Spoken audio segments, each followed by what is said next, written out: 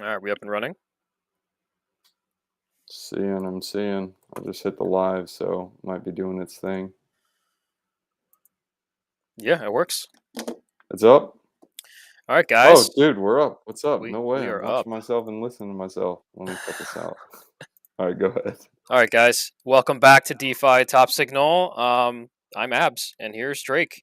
We have an awesome guest. We're very excited about it. We are, and I'm hearing an echo of myself, but can you hear me now?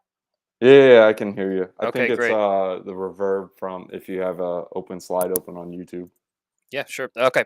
So yeah, we have an awesome guest today. We have Patrick with Dynamo, or I guess he's Patrick Dynamo. I mean, you know him at this point when it comes to crypto Twitter or crypto X at this point because Twitter switched it up. But yeah, we as soon as he gets back on, I think it's probably another 5-10 minutes or so. We're excited to kind of bring him on board, and he's I've been really I think most of the folks that are in crypto follow this guy, and Patrick is a whiz when it comes to working with uh, DeFi Llama and do analytics and all that. And he's really huge, and it's really essential to have someone like that to kind of guide us with the metrics and on chain stuff. And especially, I really wanted to talk to Patrick about the RWAs that he's been posting. I've been following that along, and he's a whiz. So can't wait to have him on. Drake, what's going on, man? Dude, what's up? What's up? I was expecting to see just like I don't know, a video recording of just straight abs. But hey, I guess this is who you are. I do not have abs, guys. It's all good. It's That's all the good. reveal today. We're all working on it. We're all working Doxing on it. myself, first time ever on screen, and it feels good, Drake. It feels good. Now I Let's feel do like a this. Drake on digital. Uh-oh. Time to get some jerseys. All right, so what we're gonna do, guys, Patrick's gonna be coming on a little bit later. Let's go ahead and give a layout of the landscape on what's going on. Kind of just like in the markets right now. Obviously, we got the FOMC meeting today. But if you look at the crypto markets, I mean, Bitcoin dominance is still doing its thing, dude. It's slowly climbing up to like 50. Actually, I think it broke 50.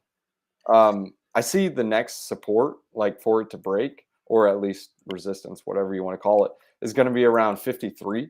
I think if it breaks that, we're going to see a scream in dominance up to 58, 57 for the next resistance point. If the Dixie goes down, Dixie is like teetering on that 100 level. I believe if that crashes or tanks, this is going to be extremely bullish for like the stock market as well as for the crypto markets as well. So obviously time will tell. We'll see what happens. But if you're looking in the markets right now, there are actually some select narratives that are doing extremely well. One of them, like the RWAs you were talking about, abs. The second one Mhm. is the bot narrative. Have you been following that closely? Big time, big time. There's a whole list of bots that are currently in the market, and they're like sniping bots, analytic bots, airdrop bots, trading bots, and service bots. There's a lot going on when it comes to this narrative. In all facets, there's like these. Let's talk about the top one, right? That kind of hit it off, and it's Unibot. Unibot, if you look it up, if you go on Twitter, I guess, if you and look up the dollar sign Unibot, you can kind of see all of these folks just shilling the heck out of it. And I mean, with reason, because you up only. And I got to tell you a little story right before we dive into this. Is that I looked at Unibot when it was around $1.50, $2. I didn't know what it was, and I just noticed that the price, and I didn't have the money at the time. This was in the fall of 2022, and and here the price is the last I looked was 135 Yeah, it's this morning. 136 right now. By the way, guys, if you are trying to see like a list of all the bots, CoinGecko actually has a list of them. I just shared that link with you, Ab, so you can check Wow. that out. Okay. Yeah. It's crazy. Yeah. It's nuts. There's so sniping bots. You have these Unibots, right? And let's talk about what these bots actually do. So really, it's Telegram. Telegram's taking off with these bots. Primarily, you can use Unibot to do limit, also mirror whale addresses that you can buy and sell these, whatever the whales are doing automatically. I think I'm Uh, sharing some bots Can you guys see this? Yeah, we can see that. Yep, it looks good. Okay. We can. Yeah, so there's limit orders. There's mirror sniper, which is just you trade like the pros, right? You replicate their wins, you replicate their trades. There's a fail guard sell, which tests your sales ahead and maximize your selling potential. And then the fourth thing is private transactions, right? You can shield your trades. You can basically outsmart these like mev bots, sandwich attacks, and all that. So that's kind of massive when it comes to that. But also looking at from that perspective, right? If whales are knowing the fact that they are like a lot of folks are following their, obviously it's been happening for quite some time now because you want to trade like the whales. If they use this, can they essentially just have these trade private and then it would negate all of this trading bot. Is that right? Like if they wanted to have their whale addresses to kind of be doing private transactions, I wouldn't think that that's what Unibot does, correct? that's what they do? Yeah. It's Yeah, for so like people are able to like, hey, I want to trade da da da coin and I want this much, and it's able to trade it like through the Telegram or something like that. yeah, it's exactly right. But I was asking the question of like if people like us want to trade they want to mirror trade all of the whales and what they're doing. Like so let's say a whale says, "Hey, I'm going to go out there and buy, the die token or something," right? And they say, "Hey, I'm going to buy $1 million of that," right? But and then you and I will have our bots ready to go to mirror the trades of that whale. So what if the whale decides to, hey, I'm gonna do a private transaction to buy something, or maybe potentially shield their transaction somehow, some way if they're using this? Um, I don't. I think it's. I don't think whales are actually using Unibot. To be honest, I think they're probably just more so buying the because Unibot only has Yeah, a million that's. tokens. I mean, they are doing. They're going nuts and ham with the fees. They're Yeah. actually doing extremely well. It's not on Token Terminal. I can see if it's on DeFi Llama real quick. Um, I'm gonna but go the to go reason to. why everyone is talking about Unibot is because Unibot is just killing it fee wise. Mhm. It's I I think think it's it's been doing as many fees as Uniswap, doing more but than that. yeah, it's killing it. Yep. But I don't know. Like looking at the price action of the token, it could be a little bit of the 5% buy and sell tax helping with that, obviously. But I mean, Mhm. people are just buying into the real yield narrative, and it's not just like uh, new money coming into the system. If you look across the ecosystem, like let's look at Libra Finance, for example. This is Oh. one of the hot coins of the day. It's a buck 38 now. This Mhm. thing went as high as $4. We Right. have another one, Hams. Hams, this thing was going nuts and ham. It was basically just a Gamify token. It went up to like $3 at one point, and now it's 50 cents. Everyone's just dumping. So I mean, it's just liquidity rotating in this game. There's really no liquidity coming into the ecosystem. If you look at the charts on DeFi Llama, I mean, it's been around 42 to 44 billion like for months. It's just been ranging in this uh, range with people just rotating from chain to chain. So if you take a look at some of these chains, you can see most of the liquidity is going to different chains that are potentially giving an airdrop. One of them in particular that actually saw some outflows was ZK Sync Era. They actually had a hack yesterday Mhm. with Era Lend, Mhm. but the other chain getting airdrop action, Polygon ZK EVM, Starknet, and then we have the new chain, Linea. Where's Linea now? LIN. And that's not working. Okay, let's see if we can just scroll for it. Either way, Linea has got like 12 or 13 mil in TVL. Here it is. Yeah, it's Right. 11 mil actually. But yeah, There is a but there is going, a bot that I really want to talk about. yeah, I was Um, gonna say going back to the bots. What yep. are some of them that you're actually looking at? All right. So I'm actually very interested in this one. So it's the airdrop bot. So hear me out, Loot. right? There's these Telegram bots, right? And you have Unibot basically leading the way, and there's a bunch of copy pasta type of protocols that's out there right now that take what Unibot did and just now they're all completely forked, and there's a bunch of them.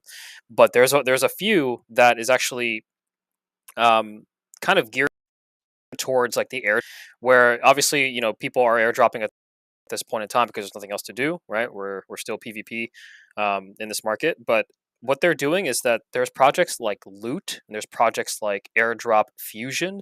So Airdrop Fusion is very interesting to me. There's currently no token that's out right now for Fusion Airdrop, but the idea is that you within this Telegram bot, you can do all of these like little transactions with the you can farm on this Telegram bot essentially. That's what it really is. And so there's one other so there's Loot, right? Loot is another project in the protocol. The idea with Loot is that they can only offer farming for ZK Sync. All right, Patrick Can you guys just hear me? jumped in, by the way. I just joined him. I don't know if you can see him or not. Patrick, I you can there? see you Peter- guys. Can you hear me? Yeah. Let's go. Abs, can you hear Patrick? I can hear him, but my screen is locked up. Oh, no, you're I have good. an old You're MacBook. good. You're good. Okay, But Patrick, we were just talking about yeah. this all Loot of this bot. this bot narrative. But welcome to the Nice. show. Thank you. Welcome, was actually- sir. Yeah, so this is the first time I'm meeting you. I'm small potatoes.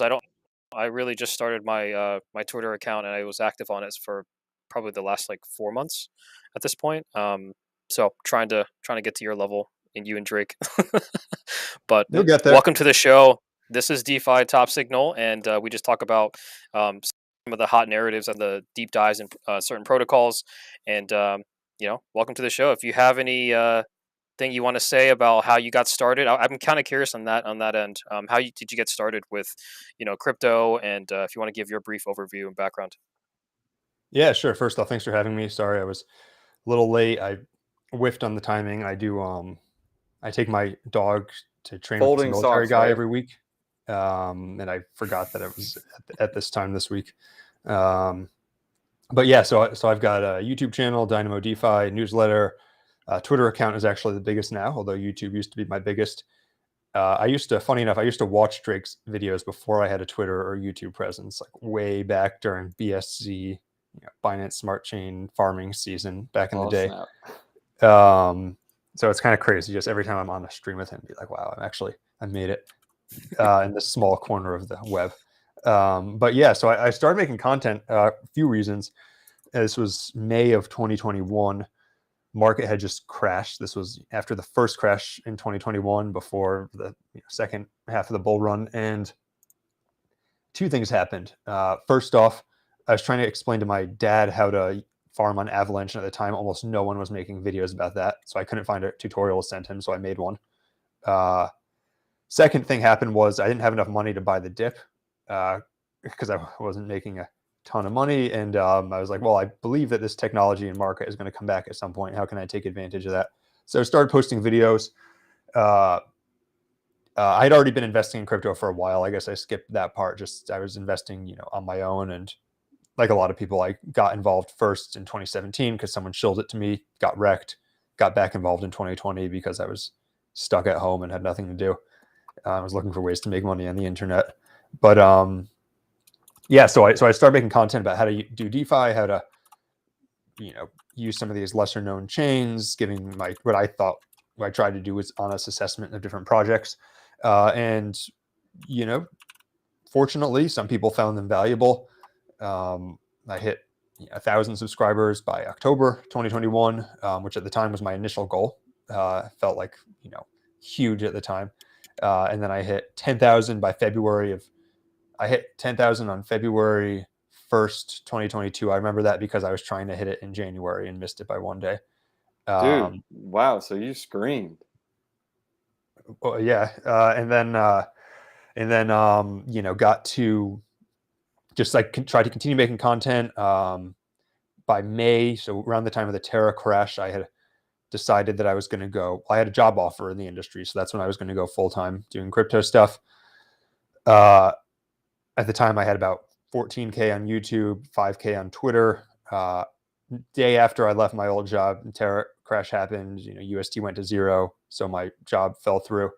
So now I had a medium size Twitter and YouTube presence and no job and no income.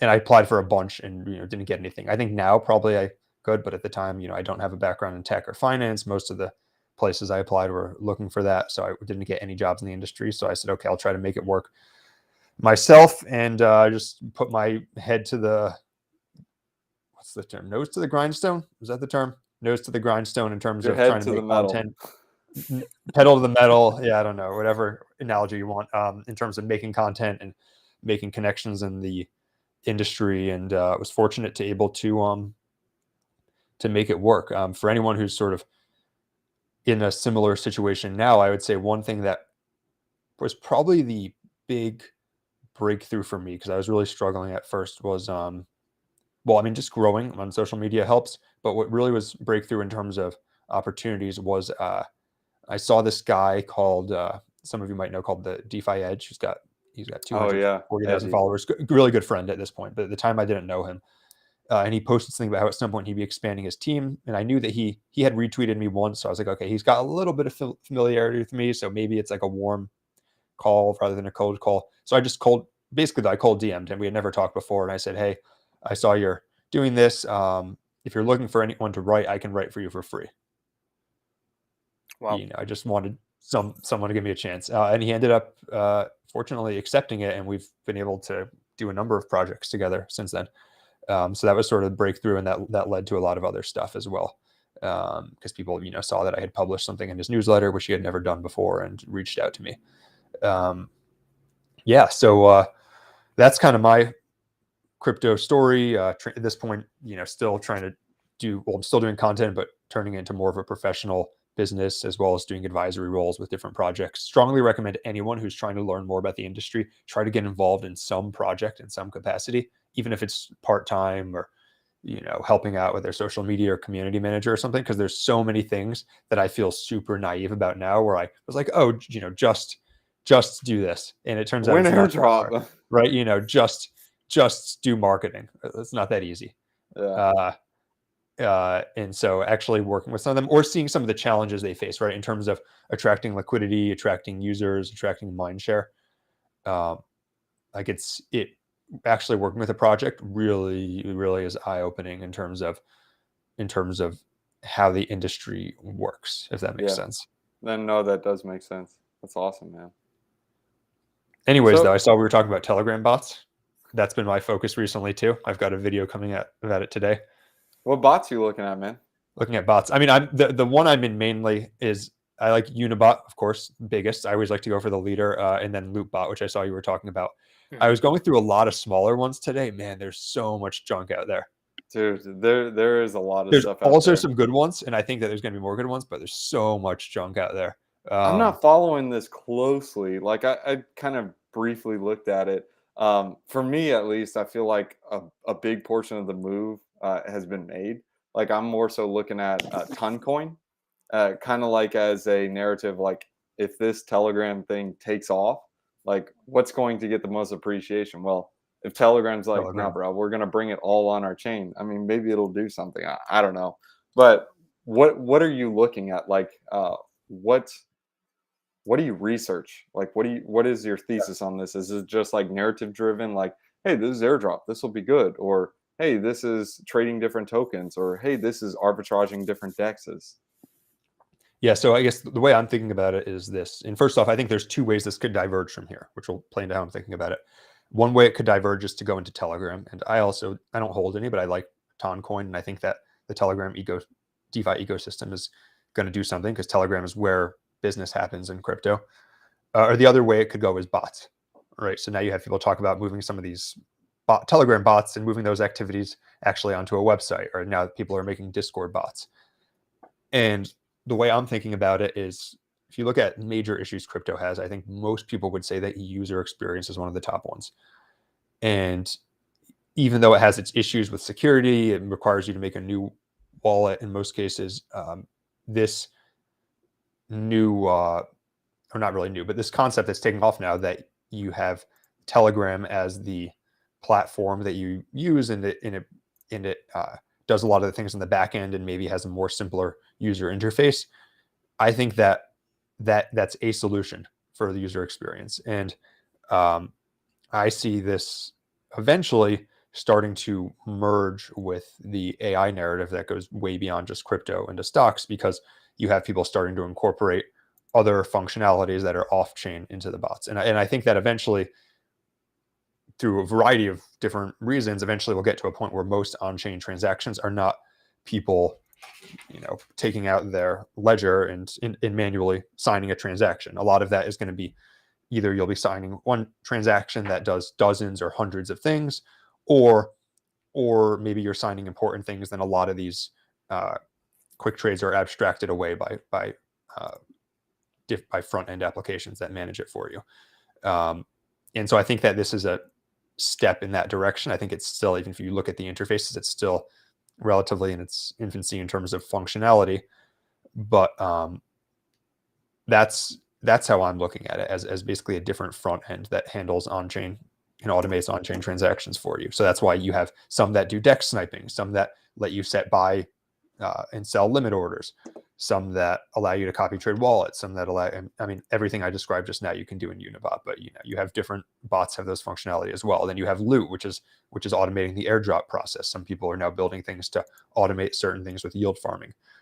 And so I think I'm viewing it as that larger bot narrative. And then the other reason why I think it has some legs is, why did Bybit and the other very high leverage exchanges take off? Part of it is because people like to gamble, but I think a big part of it is because they offer very lucrative referral links. So every influencer who has a YouTube channel talking about trading signals or trading or just the market, that is an easy source of income for them as affiliates. They say, start trading 100x leverage with my Bybit link. I don't know what leverage Bybit offers now because I don't use it, but it's something like that. And so then basically you have all of these people who are just pushing to get people on board. Same thing with Rollbit, right? They also paid people for partnerships, but they had lucrative affiliate links. So all these major people are pushing them because they get people to gamble, and then that's how they're making their money. There hasn't really been a good affiliate link for people who talk about on-chain plays. You had GMX, which I do referrals for, but that's really for perp trading on-chain. You haven't had a good way to get affiliates. If, for example, like some of us, I know me and Drake, for example, talk about smaller plays on-chain, right? You say, here's an interesting thing that's happening that you can buy on Uniswap. There's no way to get affiliate income from that. You could talk about a project and 500 people buy it, and that's great. If you're in it for education, that's great, but there's no way to get affiliate income. I think a lot of influencers, and you're already starting to see this, are going to start pushing people to Unibot. You can buy it with Unibot. They protect you from it. They have MEV protection. They have front run protection. Check it out with this link in the description. That's what people are going to say. I'm saying this quotes now, although I also have a Unibot link. And I think that you're going to have all these different influencers that are pushing these bots. Loopbot also has referrals, if I recall correctly. So are you getting the referrals? Like, let's say, for example, you say, hey, this video is on Pepe Coin, go buy Pepe on Unibot. Explain that process. Okay, yeah. So anyone can set up a referral link. If you need to have 10 Unibot, and then you can set up a referral link, and then you get 25% of anyone who downloads it from your link. You get 25% of their transaction fees forever. Wait, on their wallet? No, on their Unibot account. Anything they buy through, because you can buy things directly through Unibot. So anything they buy through Unibot, you get 25% of the fees forever. So I think that's lucrative enough that you're going to see a lot of these people who talk about on-chain plays are going to start pushing their audiences to buy through Unibot or other bots that come out with referral links, simply because it's a source of income. And so this is irrespective of whether that's good, whether that's bad. That is, I think, a marketing tactic that's going to be extremely effective for these bots, basically as a front end for on-chain activity. So what deters someone from coming out with another bot like, I don't know, 1inch bot, and it's just like, hey, we do 50% referrals? Of course, well, nothing, but you can say the same thing with exchanges, right? Yeah, that's true. That's true. Kind of, because exchanges, they have liquidity. So liquidity, or the exchange with the deepest and the most liquidity and the best, the lowest slippage, people are going to go to that exchange. Whereas with Unibot, it's like, oh, we got Unibot, whatever. It's literally just an interface. I would look at Unibot like a DEX aggregator. Like you can use 1inch, you can use Firebird, you can use Paraswap. They're all the same thing. They all Mhm. go through different routes. They're just different aggregators. Does that make sense? Yeah, it's a different aggregator, but I think also think about it in terms of, first off, if you're Brand talking name. about the entire narrative, then it's irrelevant of which bot people are using. If you're talking about a specific coins, then okay, that could happen, but it hasn't, and these ones that currently exist have a pretty strong Yeah, first it's mover like advantage. GMAX first mover advantage, and people are Yeah. going to go to it and trust it because I hear when you set up like a Telegram bot or something, the private keys are actually on Telegram. Is Yes. that So it makes a new wallet. Um, I said this every time I talk about it. It's definitely got some security issues. I personally wouldn't keep any major funds there, but if you're, for example, trying to snipe DEX listings, then hopefully no one is doing that with their core holdings anyways, right? so? Could we see a situation to where it's like a FTX for these bots, to where all these different influencers start shilling these Unibot links, and then Unibot ends up rug pulling because they're like, "Hey, sorry." Is there I think something that's in the that's the big code? fear. Actually, I would consider that one. I'm not saying that's likely, but that would be the biggest tail end risk, right? So is there anything like in the code that protects users, or is this just like DYOR type of thing? DYOR. Oof. Yeah, I Do mean, I think your the security thing is the big risk. I think every time I talk about it, what I always try to say is, first off, interested in using it versus interested in the token are kind of two different things, because you could think that something is not useful for you, but still think that because of marketing it's going to do well. I do happen to like both, but every time I talk about it, what I say is, if you're, for example, trying to farm airdrops, or you're trying to copy trade someone, that's entering new listings, or you're trying to snipe a DEX listing with a token address. Those are all activities that hopefully someone is using a very, very small portion of their wallet for. And in that case, your major risk in sniping a DEX listing is that it goes to zero. You're like I feel like the risk of that is so much greater than the risk of this thing rug pulling, that like you should already be considering at the highest risk bucket anyways.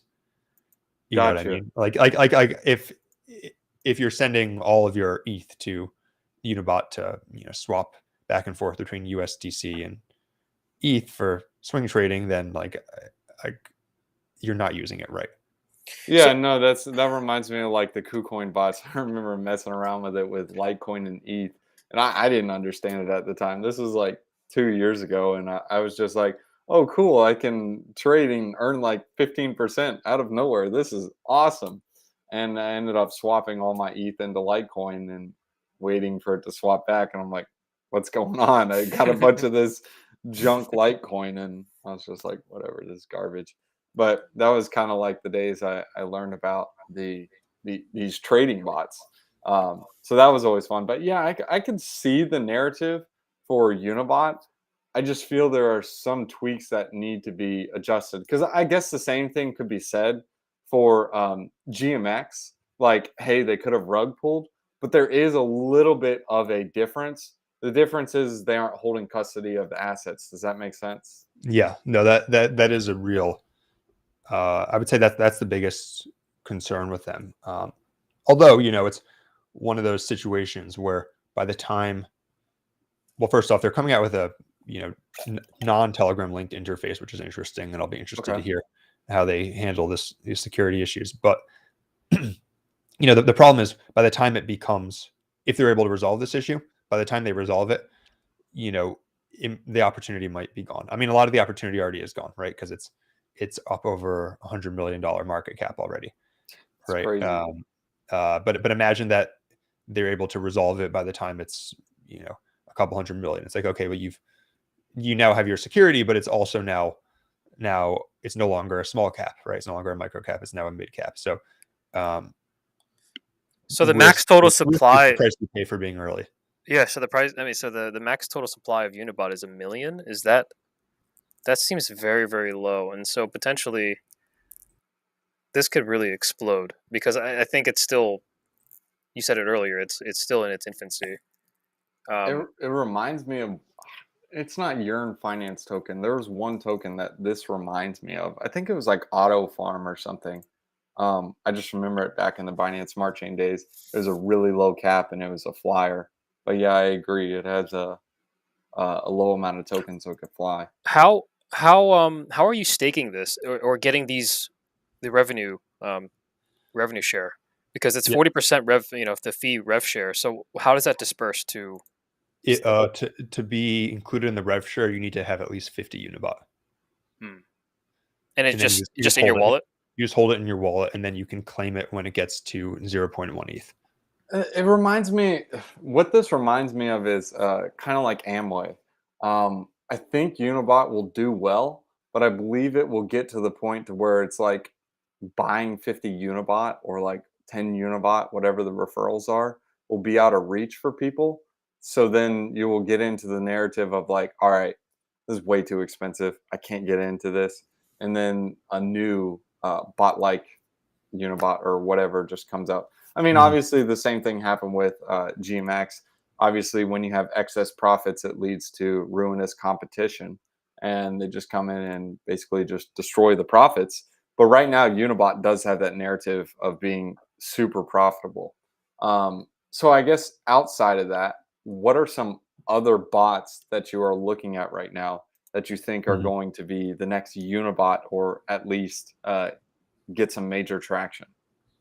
Yeah. So first thing I would say is, before going into the other bots, is they already lowered the cap once. It was 100 Unibot to do referrals, and then they lowered it to 10. How would you feel though?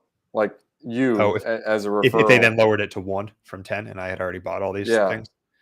Well, I mean, I would be happy because the price has gone up, and then I can sell without losing my referral link. Yeah, that's a good point. As long as it goes up, it's okay. Yeah, but yeah, I see what you mean. That it could be, if it was sell pressure and then the price tanked, that would be problem. But yeah, as far as other ones, I was looking at a bunch this morning because I was working on a big video on it, and somehow I became like the Telegram bot guy. So I'm invited to all these Twitter spaces to talk about it this week. And honestly, there's not that many that were interesting. Lootbot, I thought, was pretty interesting. Like, they actually have a somewhat unique product. Let me go through and look at some of the other ones I had. Yeah, you can share your screen as well. I don't need to. I'm not ready to. Oh no, I got you. Right, I got you. second. Let me see if I can do it for you. Let's see. Oh, I was testing out. So this one, I was literally just testing it out 2 hours ago. So take this as like with 10. Just tell me which one to look up. I was testing out the Wagey bot one because that one's been doing pretty well and has a working product. What's the tag? Wagey bot actually is the tag. Like WAGI. Got it. Okay. This one again, I was literally just testing this out, so I don't want anyone to take this as, oh, he's endorsing Wagey bot. But I was testing this one out. There was another one I was looking at. I mean, if you go to the CoinGecko bot category, they have a whole category for bots now. Let's see, you should be able to. Yeah, I'm on it right now. You're on it now. Yeah, so they have all these different bots. Collab has a bot. Oh no, never mind. Yeah, some of these were existing projects that seem to have incorporated, now sort of. I heard about GenieBot. What is this? So GenieBot is the other one I was going to say I was looking at. The thing with this that's unique is, and this is probably why I'm not going to include this when I talk about it, is they actually have a fee. You have to pay to use their bot. Assuming I understood correctly on their website. You go to the website, and I mean, I was kind of disappointed because it seems like a good product. Because it incorporates AI and those sorts of things. But if you go to their website, basically, you have to make an account and register. Yeah. So if you go to showing it, am I showing? Yeah, I am showing. Yeah. So scroll down here. All right. Yeah, that's as low. Or go to register. Go to register. Actually. Yeah, I did hit register. Oh, okay. It took me to this. Basically, they Connect have wallet. Choose the genie. They have different bots that you can do, and starting at 0.15 ETH to use it for 7 days. and then there's 0.5 ETH for 30 days. And I feel like that's gonna, unless there's some other benefit to that price that I'm not understanding, which there could be. So if you're, watching this stream and So I'm this missing is what you're the talking point about? of this, then please kindly correct me because I'd love to cover this project. But when I saw this, I was like, okay, that's kind of pricey to test something out, and I think that's going to limit. I mean, What are well, these things? I think that's to use the bot, isn't it? I have no idea. This is the first I- time seeing this thing. So Is like there I was any like, is there any way to $1,000 a check? month is pretty pricey. Is there any way to check out the activity with this? Wait, so That's true. It's true. It could be that it's doing well. Because that's a pretty clear revenue stream. But yeah, that was for me. I was like, I'm not gonna, no offense, because it did seem like an interesting product. So no offense to these people, but I was like, I'm not gonna spend $1,000 to test something out for a month. Right. It would be one thing if it was like it would be even different if it was like buy $1,000 worth of tokens, because then I could sell them when I was done. But so it answers questions about specific crypto projects. So okay. Oh, so you're saying the bot can be used in like Telegram and Discord groups? Is that what you're saying? So that when mods was, aren't around, okay, maybe I did misunderstand that. In that case, this would truthfully, make this was one sense. So basically, it's kind of like an assistant for your Discord group. So if I'm a project and I'm understaffed and I don't have the money to cash out. Oh, okay, that is actually good. That So makes okay, sense. so now this makes sense. So basically, the bot ensures users get accurate information even when mods aren't around. So this is kind of like when there's FUD and all kinds of garbage going around. Okay. You know You what? I can take back what I said. This is actually good. That makes sense. You charge a fee for. yeah. So then this I is thought where this you was like you buy configure the it where I'm asking it questions about different projects. So I mea culpa. But Mea culpa. what I'm trying to understand is what's this? So Like, this is, I think, imagine. why are we paying in ETH when they have a token called Genie? So I think what this is, I had misunderstood No, I 5 minutes get it. ago. But I get so it. You're basically, you staking. have a project. You want to install this in your project. It's like a software. This is your subscription for the software. Right. You pay in ETH, and this ETH goes to Genie stakers. So if you Yes. go over here, introducing Genie, that makes sense. I remember hearing about this. So people are paying in ETH, and if you're staking your Genie, you're going to be earning in ETH. So what are the tokenomics of this? Yeah. Genie So I didn't token? realize this was a B2B. That was my So you get a mistake. 5% tax. It's like a software as a service B2B. That's Oh wait, a no, Telegram bot. that's not 5. Never mind. I mean, could be interesting as a Yeah, it solution is. for people who need better community service actually in their Telegram. Got it. So they do have a 5% tax. I think this is a really interesting concept, having it for Telegram, maybe even the Discord bot. I would like to see how the bot performs. Obviously, it's going to get smarter, but I don't know. It'll be interesting. And it also doesn't have the risk of, like, for example, the Twitter bots, those meme coins, like you had Bob token and then like Wasi token and like a couple of others. Elon basically banned them, and their stinking token price just went to zero. Yeah. So if you look on CoinGecko, that's Archway. Let's see. And we are slow. So what was it? Bob? Yeah, Bob token. Yeah, this thing basically went to like zero. Still has a good amount of holders, but as soon as Elon made that announcement, it was like, I think it was here, something like that. I don't know. I can't remember, but it basically just tanked after that. But yeah, no, these bots are interesting. What are some others that you're looking at? Well, some of the other ones I looked at were like, was not very impressed. So I don't want to FUD them on the stream though, in case I misunderstood something.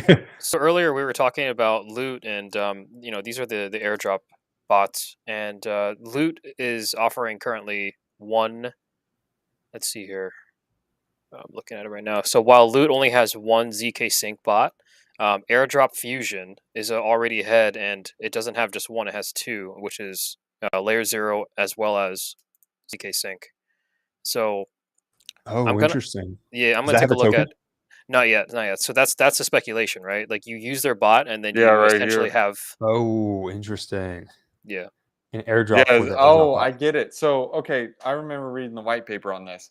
So basically, TLDR is anyone can make all of this. So, like, let's say, for example, I wanted to set up a bot that did a bridge, a swap, NFT mint all in one, which you can kind of see it right here. Obviously, the bot is doing this.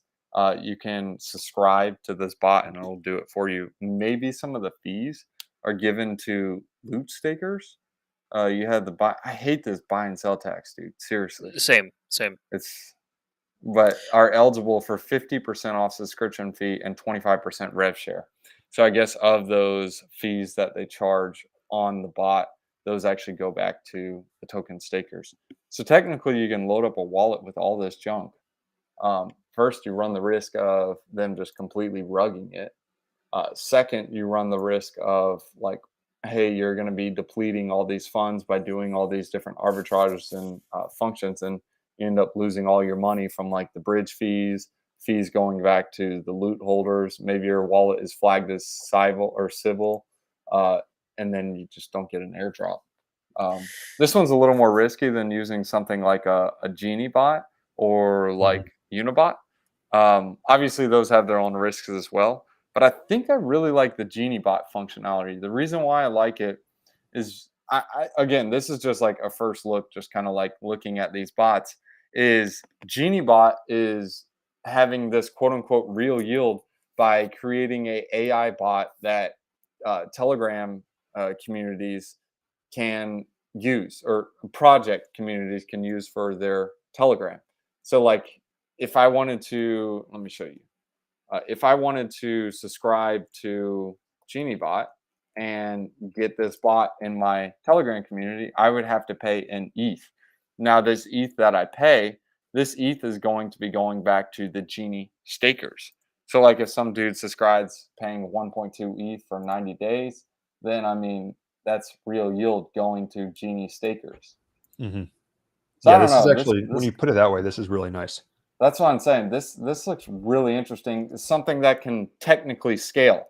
Why is that? Because as that bot is being used more and more in these different communities, it's going to get smarter and smarter. So you run into the situation to where it's like other bots can come out, but they're going to have to compete with a bot that's already days in AI is massive.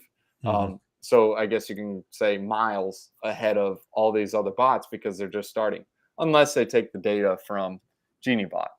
I don't know. Mhm. This narrative, I can buy into this. I like this, Yeah, and no, you no, don't one run thing I'm that. wondering, pardon. Yeah, I was gonna say, and you don't run that risk of sending your funds to Telegram and a wallet on Telegram, and they just rug. Now, sure, there's a chance that Genie token just goes to zero. I get that. That's like buying another altcoin, but it's completely different if you send like, I don't know, 10,000, 20,000 bucks to an airdrop wallet because you want it to farm stinking airdrops, or uh, do profitable trading strategies, and they end up just rugging. It's kind of like depositing into a lending protocol or a money market with bad debt. You're earning 2% yield paid in USDC, but you're just sitting there picking up pennies in front of a freight train, and the thing locks down, lose all your money. It's like, whatever.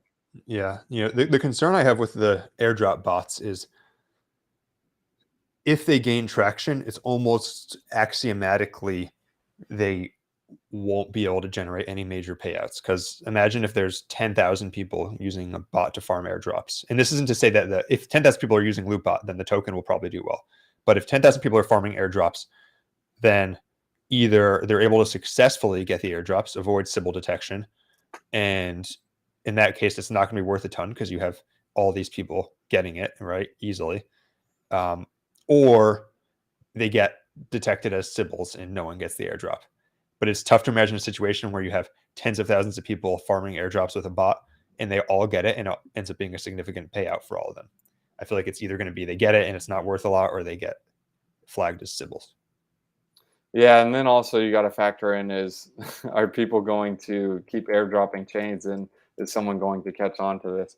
Someone just put a message about Cipher Core. I have no idea about this stuff. Cipher I'll Core. just share it so you guys can see it. But it's pumping. Of course it's pumping. But there's like no trading volume on this thing. So that leads me to believe there's like, FTV of 165,000. I'm all in. I wouldn't touch this. Yeah, just buy I don't 1% know, of the though. supply and call it a day. Yeah, I don't even know what Not this financial is. advice. It's probably what bot is this? We just launched by Cipher. Anonymous transactions.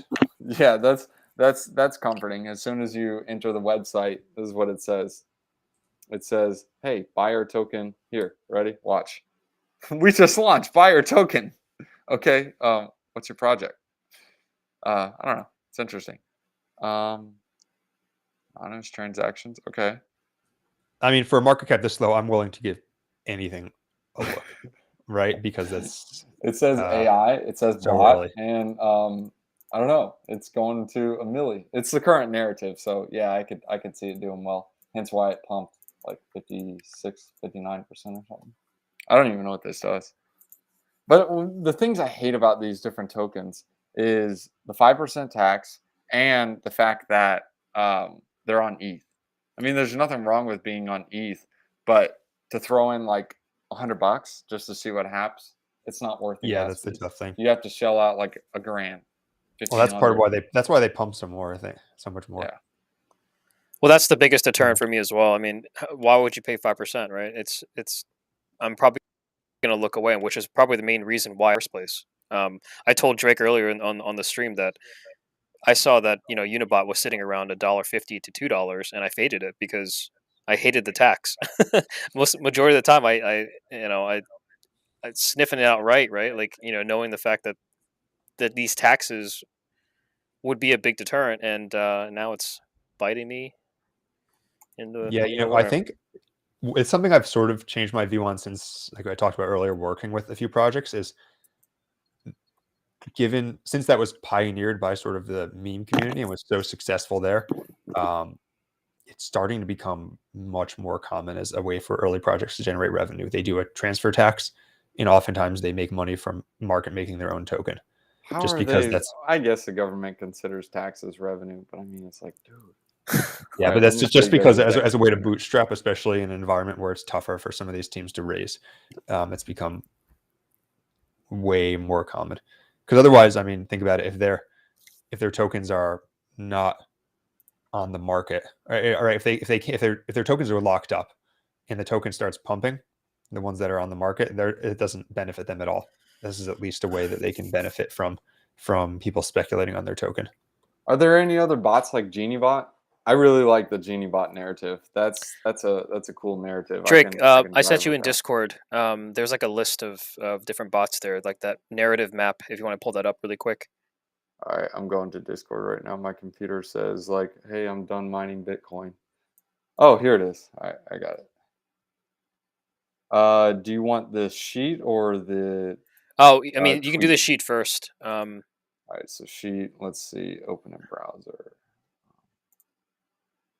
And, all right, we should be able to see this now. See it? Yeah. So basically, you have a bunch of these sniping. I mean, it's a lot of. This is a nice graphic where you can see different types. I'm actually interested in the analytics portion of the bots. I'm probably going to do a little deep dive over the next week to see which one's actually pretty impactful. I mean, I don't know anything about. Have you seen anything? Have you seen anything through your travels, Patrick, about any of these analytic bots? Let's see. Well, Alpha Scan, the first one on there, I'm an ambassador for. Oh, that's right. That's right. I did see. What's Alpha Scan? That's an airdrop bot? That's basically they do right now. They have a website that's like Oh, that's good. social sentiment sales, and then they're building a trading bot where you'll be able to trade based on those signals. So basically, tracking, for example, who's talking about different tokens. And actually, they have an interesting feature. Again, disclosure: I'm an ambassador for them, but they have a feature on their website. So this is not even with the bot yet, but it will be integrated into the bot where they track different accounts on Twitter, how their calls do over time. Mm. So it's interesting because there's, as someone who posts about stuff, there's obviously it's like, okay, well, sometimes people make mistakes, but if you look at the people who have the worst track record, it's like would not be surprising. Be like, oh yeah, those people are known pump and dumpers if you follow, and you see the people whose coins are way down, like average of 50% down in 30 days after they mention a coin. It's almost all people who are known for pumping and dumping. So that's what Alpha Scan does. Yeah, and then vice versa. There's other people where it'll say, okay, this person on average, when they mention a coin, it goes up, 5% in one day and 20% in 30 days. Huh. And what's the ticker on that? I'm going to pull it up. So it's the first one, ASCN. I don't know actually how their token is doing. My ambassadorship, I only talk about the tool, not the token. Actually, I don't think their sale is going on now, so I don't think it's launched yet. But yeah, that one's one that is legit, very solid team. I don't know those other ones. Or ASCN. ASCN. It's the first one on the analytics page here. But I think the token's not launched yet. They're doing their sale now. That's not up. Yeah. I can't even find that site right now. I'd have to use like Dex Screener. Well, I guess no token. Interesting. Some Vibes just said collab on Optimism. I remember they did an airdrop, but I don't know if this token even does anything. Did you guys get your collab airdrop? No. Yeah. They gave out an airdrop. Let me see if I can share this. So this is collab land. They have Discord bot too. That's interesting. Yeah, I don't know what the thing does. Like if the token does it's collab land. What am I talking about? I actually use them. Yeah, collab land. Yeah, you use it for Discord. I don't know what the token's for, but I know it's a really good verification bot. I just don't. Yeah. Yeah, that's what it was. They use this a lot in NFT and project Discords. Vibe said it's a full service bot. I just don't know what the token utility is, dude. I really don't. But they got some pretty big names and projects on here. I mean, you got Axie, NBA Top Shot, Rug Radio. Subducks. I mean, collab land is like the gold standard for at least from. Yeah, it is. I actually met with the dude behind this project. I met him in Miami. He's a cool guy. Yeah, he didn't know what he was. He was like, "Yeah, I've made a great product, but I can't monetize on this thing." He was a cool guy, man. I mean, I'm actually planning on using this because I'm converting my Telegram group to like an NFT membership. I'm actually planning on using collab land, so it's solid. I just don't know what the collab token is for. It might just be a meme, like governance. Where's their docs? This is Medium. It says DAO governance on the website. Yeah, I think I'm gonna fade that one. I mean, chart looks good. I mean, I guess it is a highly used project, so I feel like there's it's got that narrative of people. Something. It's almost like a Doge. I see this as like a meme. It's almost like a Doge. Meanwhile, Doge is like popping. No, that's what I'm saying. It's like a meme. It's got a strong community, so people buy it, even though it has no utility. Or it's like the Uni token. I mean, tokens don't have to have utility. I think if they have it, like, what's the utility of Bitcoin? Like at first, hear me out. Like, what was the utility of Bitcoin? Besides being able to pay other people, which you can do with these other governance tokens. The utility of Bitcoin was being able to send it to people. That was it. It was a meme. Like, you couldn't buy anything with Bitcoin until it was able to get adoption, and you can buy stuff with it. But yeah. Mm-hmm. Yeah, or I mean, even ETH, right? The tokenomics and value accrual have improved over the years. Yeah. Well, I mean, I could argue a little bit different. Like ETH did have a little bit of utility, even though it was a proof of work coin, because you needed ETH to build smart contracts onto the platform. Whereas it did, Bitcoin, but can you deny that it's improved?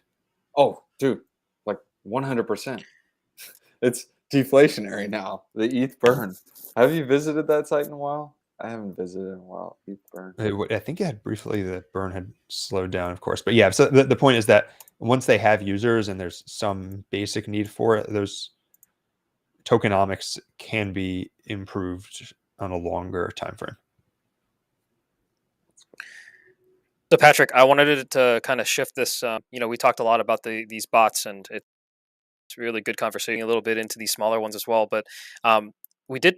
I did see on your Twitter a whole bunch over the last month or two of RWAs. So Mhm. I kind of want to touch base on that really quick.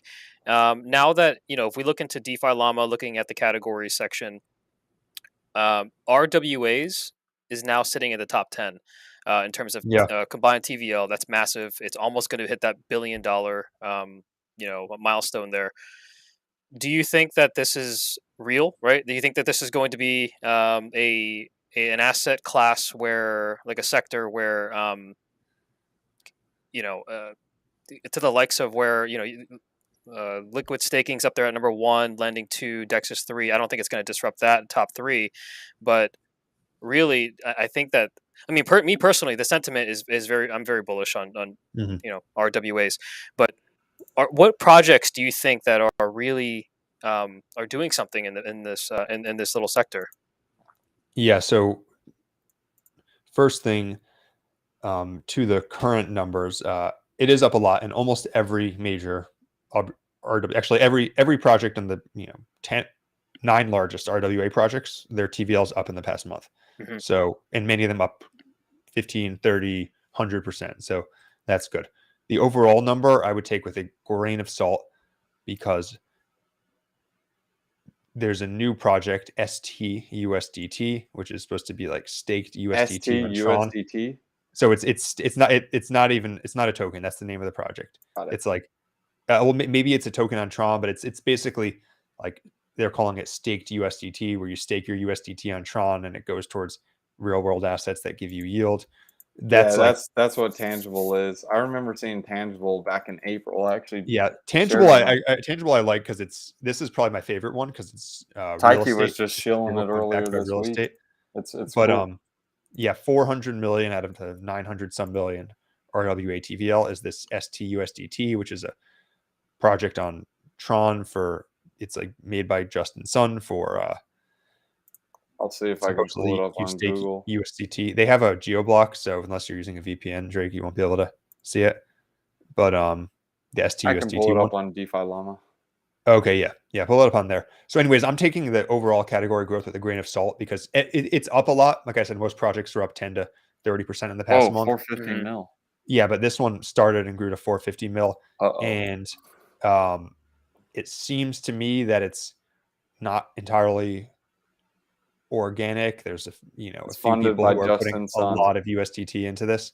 So I'm taking the overall numbers with a grain of salt, which is why I post about DeFi Llama all the time. I've sort of slowed down on posting overall category growth or include an asterisk. I I'm pretty usually try sure to Justin Sun owns like all this. Yeah, so that's the asterisk, right? With the with the category growth. But that being said, the overall category, like most other ones, are up as well. I think that it's a category that's going to continue growing because you have a very clear use case in terms of tokenizing Is this true right treasuries. here? What's that? I can't highlight it. It's not letting me highlight it. But Yeah, it's unclear. That's exactly the thing. I've been unable to find what exactly they do with the funds. it says the date. I don't know why I can't click on this dumb thing. Whatever. But it's saying like I guess whatever this link is, it's saying that they imply the protocol invests in bonds, like government bonds, which is what So Maker Ondo does. is starting to do. Oh, Maker, yeah. And then Ondo, you can buy the treasuries on chain. And I think that's actually a good use, but why not just say that? Maybe there's legal reasons. I don't know. So anyways, I would take the overall category growth with a grain of salt, but I am overall a fan of the narrative. I think if you look at the total addressable market, it's enormous. T-bills, if you look at the ones that have done well, a lot of them are T-bills. The real estate is interesting too, right? You have real T and you've got tangible. Tangible, there's also some very interesting farms that relate to tangible and their USDR stablecoin. I remember there was one called like it wasn't Realty, it was not Props. Proppy. It was like Labs, LABS. I don't know. Actually, Drake, you're a real estate guy. right? What do you think about these real estate backed tokens?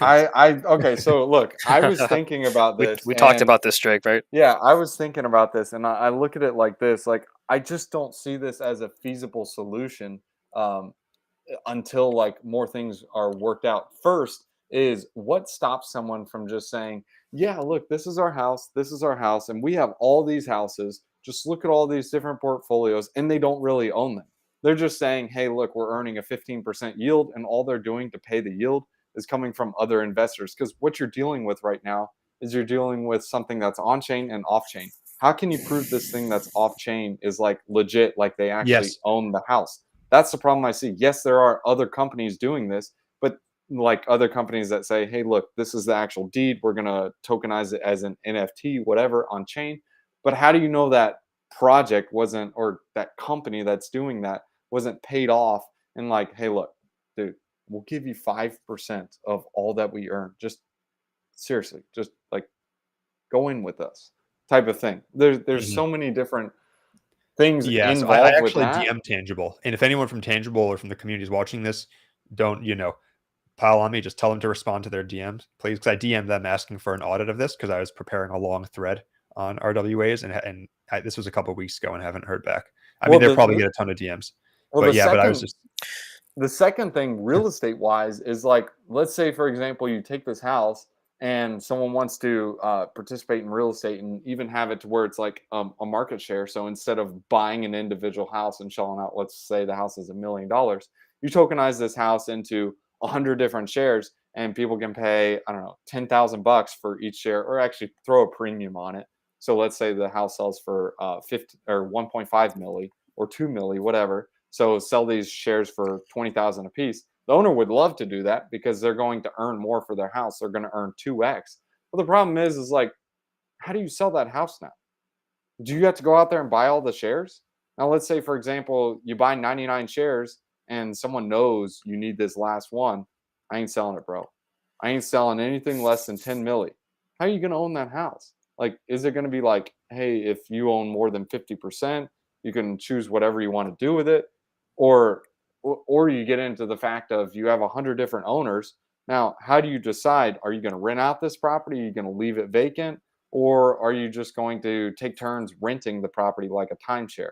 I can see this working for a timeshare, to where instead of like selling different slots, you actually sell an NFT that says, hey, look, I can reside in this property from January 1st to January 10th every single year. I could definitely see that, where people just are going, you understand how the timeshare works, right? Yeah. Yeah. Yeah, you don't actually own the property. You're just owning that time frame to rent it, which is really dumb.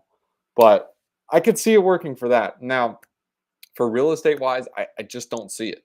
Like, I do see it happening in the future, but right now the infrastructure is just, I don't Yeah. I don't see it with what we have. Yeah, I agree with you. Just to add a comment there, the fractional assets, right? Buying it at a fraction, saying, "Hey, this NFT, I'm going to break it up into 20, right? 20 shares."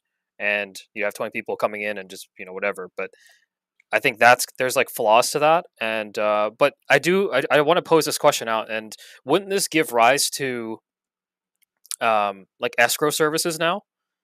Because wouldn't that be, I mean, wouldn't that make it more valuable if RWAs are gonna Yeah, so pop I'm off? going to pull this up right now.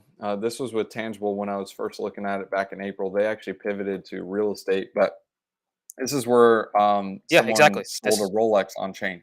This yeah, is we were talking about this on our top signal a couple months ago, and basically a company is verifying, saying, "Hey, look, this is an NFT representing the Rolex, yada yada yada."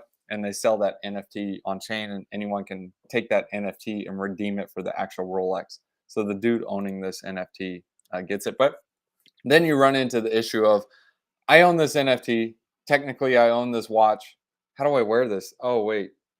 Let me just print this up right now and I'll just wear my JPEG on my wrist because that's so cool. I mean, come on now. My counterpoint with the, not to you, but my sort of counterpoint against the RWAs is, well, first off, I think that the treasury bills are a much better use case right now than real Yeah, estate. I But I would agree. say before we talk about tokenizing real world assets, why don't we talk about tokenizing non-crypto digital assets, right? For example, I feel like the barrier to entry to tokenizing, say, future revenue streams on an ebook, to me, that seems lower than tokenizing revenue streams on, like a property, because it's already digital, right? Or imagine, I know someone who's building this, like Gumroad, where it's tokenized. Yeah. And I know someone who's actually building that. I feel like tokenizing these online assets that are not yet on chain is probably easier than, like you said, tokenizing a watch, right? It's like, imagine you have the watch but not the NFT. It's not like no one cares. Yeah, like There's how that. do you value someone's like basic attention token was trying to do this for attention. They were trying to tokenize attention, which I really think is a unique and interesting concept. But how do you value these different things? And then that I think that's what's missing in the market is being able to have that minimum, that quote unquote minimum wage for these different things. Like, how do you value a tokenization of reading this article? Or because like we can read only so many articles in a given day. What is that worth to me? Like, if I can only read 20, how much would I pay to read one of them? You see what I'm saying? Like, we can see so much stuff online, but how do we decide what is going to show up first and what should get the most value? You see what I'm saying? Besides, like, rewarding the guy who's already gotten like hundreds of thousands of subscribers, I would say to reward the guy who produces good content. There are some people out there that produce extremely good content and they have 0 views and 0 people checking them out. Why? Because they, 1, started late, 2, they stink at editing, or 3, they just don't know how to present properly. Now, sure, that's something that's not good, is not being able to present. But if you're able to do like the research and understanding, I think there should be a better way for people like that to be found out. I think social media does a great job of it, but if you don't present that case in a human readable way that retains the user, you don't catch the audience and you don't grow and people don't see you. Does that make sense?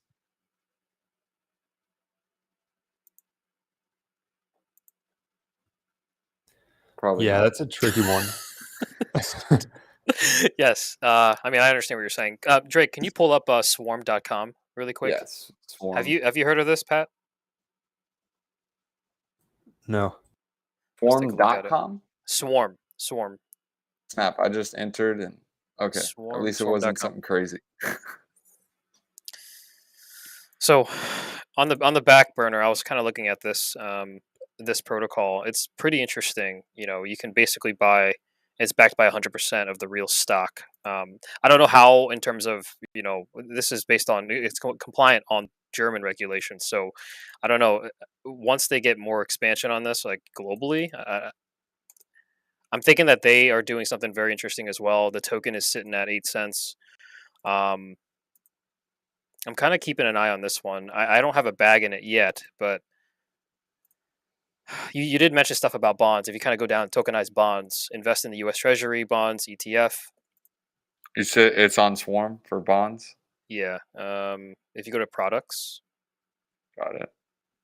And then just scroll down.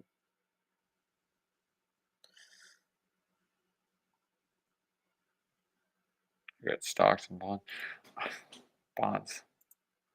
I guess it would be a good buy if people like that thing. I just hate investing in bonds. Oh yeah, I guess you could see my screen. I found these in a house. Let me see. So check these out. What do you got? Can you see them?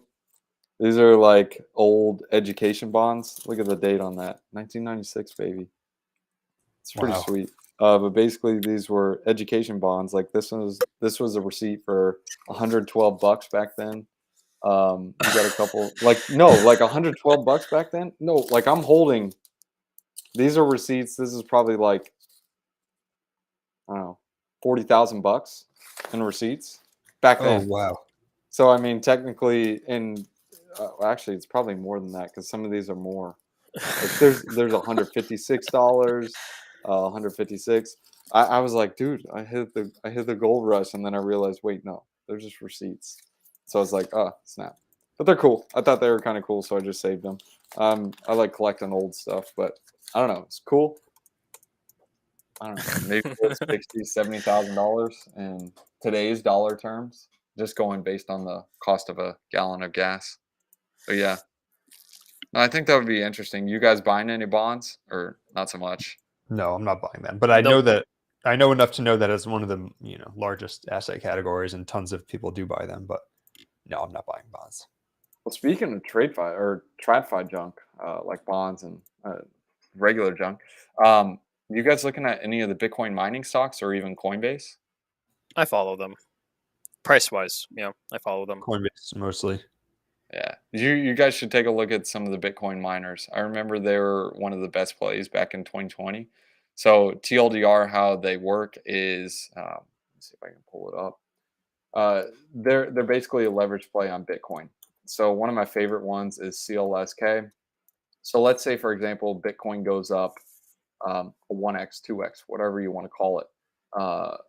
Yeah, 1x. How do you do that? Let's say Bitcoin goes up a 2x. These miners, they'll go up like 4, 5x, just based on that. If you take a look at the chart from its low on CLSK, this thing came from around $2 to $6. So at its peak, it was actually 747. If you calculate Bitcoin going from 15K to 30K, this is basically a 3.5, 4x levered play. Does that make sense? It does that. It does that on the way down too, though. So keep that in mind. But like if you take a look in the peak bull run, this thing here went to like $29. So these miners are reflexive to what the price of Bitcoin does. You have others like Riot. Riot was a screamer. I just think it's too high of a market cap right now. I think it will continue to do well, but in my opinion, CLSK and HUT are just way undervalued. But look, this is 2020. Riot was trading at $2 at the peak of the bull run and went to $71. Why would you buy Bitcoin? Like it did a 35x. Yeah, I don't know. I'm just, it's just like, it's nuts. Yeah, I mean, there's a lot of, you have Core Scientific, it's Core, CORZ, I think they went Riot, bust or bankrupt. Bitfarms. Did they? Cores? Yeah, well, Z. back in, see, I'm following them. Core. Yeah, here it is. Back in the bull run when like Celsius went bust and junk, I think they had a bankruptcy. I don't know. Or they had to dissolve. You can look at the price chart. The price chart looks rough. But I think that's what happened like with this. I don't know, but I think someone bought them out. I'm not following them close enough, but they're still doing their thing. Yeah, if you had exposure to any of these public mining companies, it's been really, really lucrative this past year. Yeah. Well, we've actually been going on over an hour. I didn't mean to. No worries. Take up so much of your time, Patrick. I think typically the last segment we do is just kind of get like the feel of NFTs. NFTs are really, really fun, right? And most of the time you lose money in them. So yeah, they're down only right now. Yeah, down only. So Pat, what do you think about the NFT market at this point? I've been looking for NFTs to buy right now. I'm focused on, for the most part, NFTs that give membership in a community. It doesn't mean I don't think others won't do well, right? Actually, I think, I'm interested in Pudgy Penguins since they have an actual brand at this point. It's actually, Pudgy Penguins are probably one of the only, if not the only NFTs I've encountered in the wild outside of crypto. You're doing a Pudgy or a little Pudgy? Pudgy Penguins, the big one. Mm-hmm. I've had someone send me a GIF that had a Pudgy Penguin in it, like not knowing it was an NFT. So I was like, okay, that, as small of a signal as that is a sign that they've managed to gain some traction. Obviously, already pretty highly priced, but they've held up better than other ones. But yeah, I've been mostly looking at memberships in communities just because that's actually useful, and I think that'll, like getting access to the alpha there and to the people in the community will be useful in the next bull run and probably will appreciate. I mean, look at, for example, what those apes did in the last one. Thoughts on this one? Azuki, I don't know. I don't have any thoughts on this. So your top three, you're kind of like targeting would be Pudgy Penguins. Did you say it was any No, Yuga? I wouldn't say that. I mean, I would say it's interesting. I like Pudgy Penguins, but I don't follow it close enough to give my, ones that I think are going to be top 3 ranked. But I would say Pudgy Penguins and the Miladies are probably my favorite of the PFP ones. Just because all of those are, if you look at the people that have them, it tends to be more people whose opinions I respect in the market and people who I'd want to be in a community with. I have a membership in another one called Alpha DAO, which is like not a PFP, but it's just a membership in a community that has which one? No, it's alpha with an F instead of a PH. This one, again, I hold one of these just to have a membership in the community. ALFA DAO. Spell it all out. Oh, okay. Alpha DAO access cards, yeah. Yeah, so I have one of these just to sort of have a membership in the community. It's not a PFP, but it's very high caliber of people I found. So I'm looking for more like this that are also similar, but maybe smaller price, just because I want to accumulate some more, get access to more communities for networking, and then hopefully be able to sell some of them in the future. And then other NFTs that I'm looking at right now. I mean, I do think the market's going to come back. There's not any other specific ones that I've been. How's the alpha? You know which one I'm interested in? Actually, my other thesis with NFTs is I think the ones that are cute will do better because this is super, non-scientific. I just based on what I've seen. What about the thesis of PFPs are dead? Like, I don't think kind of like NFT 1.0 goes to 2.0 to where you need like utility, and they do. I'm not viewing these as just PFPs. So the thesis with the cute is, I mean, similar to Dogecoin, is Zhu Su had a famous line in a podcast. Those who remember Zhu Su had a famous line in a podcast where he said, "Doge is the only coin that women will shill to other women."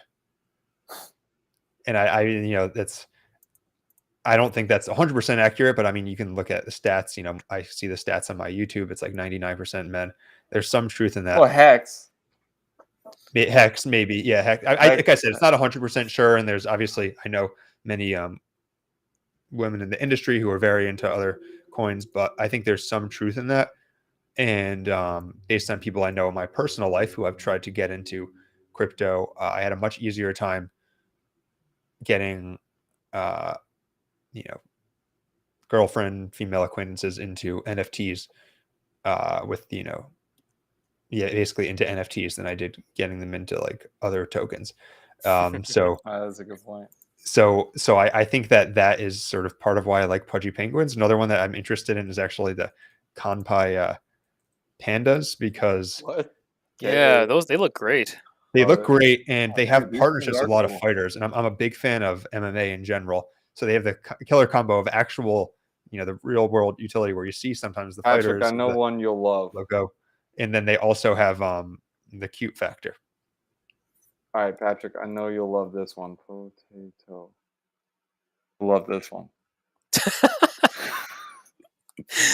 Every week we talk, Drake. Potatoes. All right, what's the thesis behind potatoes? All right, so the thesis on the potatoes and captains. I don't like captains because they're too expensive. Whatever. Potatoes. I mean, first they got the cute factor. Second is with the potatoes itself, it's like a bet on 9gag. 9gag is, I don't know, he's really good at rallying a community and holding them together. I mean, take a look at the potatoes chart. It's been holding up. This was a free mint, and the chart, it's continuing to hold up too. I don't know. I just like 9gag. I've listened to several of his AMAs. There's something about the dude that just clicked, and it was like, oh, this guy's a leader. He knows what he's doing. It's kind of like Luca Nets. I like Luca. Luca knows what he's doing. He's very knowledgeable, and he knows how to market for a project and build an IP.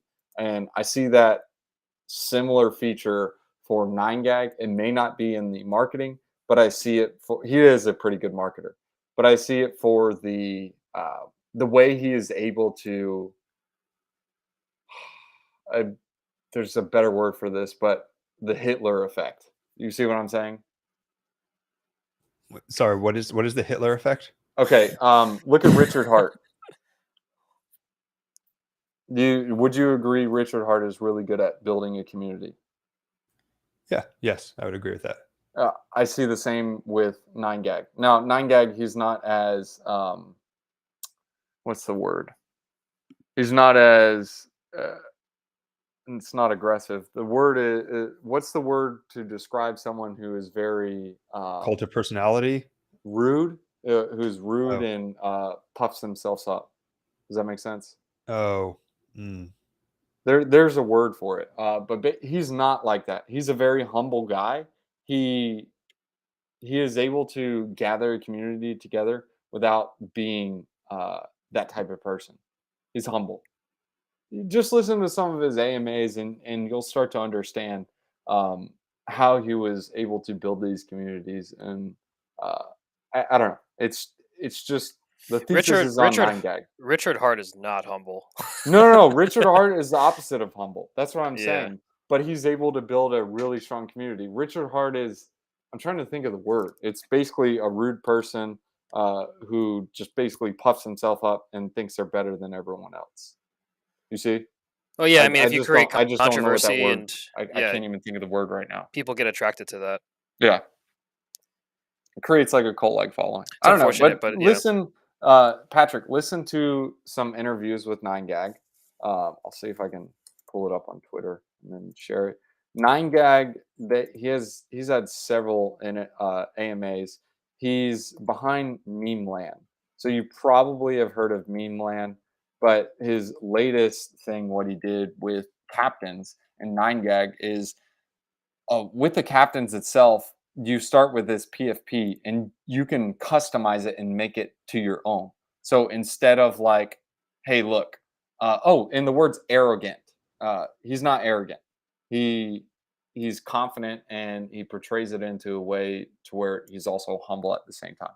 But basically, with these NFTs, what you are able to do is, let's say, for example, you're sponsored by Nike, or you want to take on a Nike sponsorship. You can change your shirt of your PFP into like a Nike shirt. You can get this guy wearing a Nike hat. So it's a customizable NFT, one. And two, instead of just creating sustainability by launching new collections like Azuki and saying, hey, look, we're going to airdrop other holders or give you a whitelist, that dilutes the collection. Instead, what he is going to be doing is it allows people to partner and sponsor with other brands, to where these other companies are willing to pay these influencers or other people that rock this JPEG. And these companies would be willing to pay something like this because, one, they are going to get exposure on Twitter or on these different social media groups, to where this is going to bring additional eyes onto their product. And two, they would like to partner with the dude and be like, hey, look, we realize you, just imagine like Nike, for example. Nike partnered with Michael Jordan, and they paid him to wear his clothes. Like, whereas we pay people or we pay companies to wear their clothes. It was the opposite for these people who have a large following. And that's what I see kind of what 9gag is doing with his NFTs of Potatoes and Cap. Well, Potatoes is not like Captains. Captains is the one doing it, but Potatoes is all part of like their crew thing or whatever. It's kind of too long to get into the details on it, but the dude's got a couple of collections. I'll go to his main one too, but that's the thesis on it. MVP is the other one. This thing is trading at massive amounts. It's like 40 ETH, 50 ETH. Yeah. Holy moly. Well, no, so 9gag was not a crypto thing, right? I feel like I've interacted with 9gag before. Yeah, so you're bullish was not now. He's originally. got one collection trading at 52 ETH. Wow. He's doing something right, man. Well, the one of the reasons sort of why I'm so bullish on crypto in general, just as an entire sector, is you have all of these people who are so deeply ingrained in internet culture and growth on the internet, who are and have a history of knowing where the ball is moving, going towards crypto and building stuff in crypto. This is a good example. I wasn't familiar with this before, but this is a good example. So like here's a really good example. Like a horrible example is like multi-chain. We're like, hey, we don't know what's going on with our co-founder, and like the dude knows how to make an announcement. Like, just read this. This was after people were like, hey, look, the JPEG is horrible. It also didn't help with all the FUD around Azuki and whatnot. I'll try to, yeah, you saw it. Actually, you can see it right here. This is when their PFP revealed. It looked something like this. Like, you look at it and you're like, man, that thing is ugly. But then what's the price right now of captains? It's like 5 or 6, or it's like 5.6 actually. But you can see like the dude knows how to respond to a community. He knows how to talk to people. He knows how to garner people's attention and keep the people together with this quote unquote cult-like following. Like, it's the same thing with Richard Hart. Now, lately, it's, I don't know. Some people are saying it's not the same with him, but he was able to respond to anything that was given out there that was kind of like resistance points. This would be like a resistance point. The reveal went horrible. So his response to this was like, hey, look, come on, let's be real, type of thing. You see what I'm saying? It'll probably take you some time to read it, but TLDR is like, look, people set way too high expectations, and our goal is not to garner those people. Our goal is building a community, and we're trying to do something new. If you are not bullish on this, get out. Like, he's real with the people. It's not like, oh snap, we're going to recover from this. Don't worry. We'll make a community proposal like Azuki did, and we'll do a vote to return all the mint funds. Just like panicking. Like, the dude makes a response and he's cool about it. You see what I'm saying? Yeah. Whereas the Azuki community did not get any type of message like this. No, but I mean, if you look at the floor price, the flop was horrible. In fact, in my opinion, that reveal, stinking JPEGs were worse than the Azuki reveal. But he goes into it and he capitalizes on the fail and is like, look, guys, you're not understanding. This is what we're doing. We're doing something different. Of course, it's not going to look good. You're supposed to customize it to your own character. We're building a JPEG that is customizable and is able to change. Like us. I'm wearing a new shirt today. I'm not wearing a stinking same pudgy penguin every single day on Twitter. I changed my clothes. That type of thing. I don't know. I'll share it in the Discord, and I'll share it in the private chat if you guys want to read it. But Or it's his pen tweet. Or you can just pick up an ape, either a Bored Ape or a Mutant Ape, and get a chance to go to Ape Fest in November in Hong Kong. That works too. Yeah. It's a low price of $11,000. Sorry for the long-winded answer, Patrick, but that's the case for potatoes and captains. Yeah, it was a bit too long. All right, Patrick, you got anything else you want to cover? No, I think we covered most of it. It was a good chat. I appreciate you guys having me on. I appreciate you jumping on, man. It's an honor to have you. Pat, you're coming back, okay? Sure. You're gonna come back to some of the future. Is that sure? It's on recording. I'm kidding. Yeah, Patrick, seriously, man, it was an honor to have you. Where can some people find you? Show your links, show your stuff. So you can send YouTube that to me channel as well. I'll drop it in the description. They can find me on YouTube at Dynamo DeFi, youtube.com/Dynamo DeFi, or on Twitter at Dynamo_Patrick.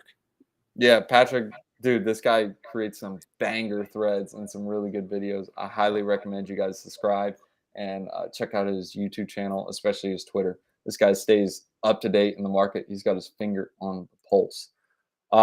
Anyways, let's go ahead and hit you guys with a wisdom one-liner, as always. Oh, Abs, did you have anything? No, that's it. Oh, you're solid. All right. Proverbs chapter 12. Actually, we'll go ahead and show this one. Let's see. We're going to be Proverbs chapter 12. I think it's verses 9. Yeah. Sorry, guys. This is the new format. But actually, 4 is pretty cool. There's no wives here, but a wife of noble character is her husband's crown, but a disgraceful wife is like decay in his bones. You guys both have wives. You know how that is. I'm engaged. I don't have a wife. Oh, well, dude, it's Yeah. just your wife. Come on.